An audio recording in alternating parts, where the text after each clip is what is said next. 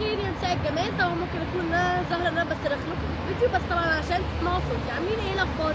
طيب دي ايه؟ دي العصايه بتاعتنا. خليني بقى اشرحها لكم. ده ليه؟ ده علشان لو العصايه وقعت ما وطيش انا ككفيف اقوم جاي واخدها، بتتمسك كده اهو واقوم جاي ماشي كده. طيب ليها ماسكه معينه اهو بتمسكها كده كاني بسلم على حد. طيب امشي بقى ازاي؟ انا طبعا عارفه طول جسمي انا تخينه او رفيعه، فبمشي بيها كده. انا طبعا ابقى اوريك. طيب الجلده دي ليه؟ علشان ما تعملش خرفشه من تحت. طيب ممكن اقفلها وامشي بيها كده اهو. حابه اشكر جدا جدا جدا دكتور مجدي، لان انا ما كنتش من الناس اللي مقتنعه جدا بالعصايه، ولا كنت فاكره ان انا امشي بيها، لا استحاله. والله كنت من الناس دي. لكن حابه طبعا اشكر دكتور مجدي، ولا اي حد عايز يعلم بنته او ابنه يلا شله بيلا كده مع بعضيكوا اطلعوا على الدكتور مجدي، هتلاقوه في مصر الجديده. هتلاقوه في مكتبه مصر الجديده، اسالوا عليه هتلاقوا اسمه الدكتور مجدي اهو. يا جماعه بطبقها كده وجايه عاملاها كده اهو.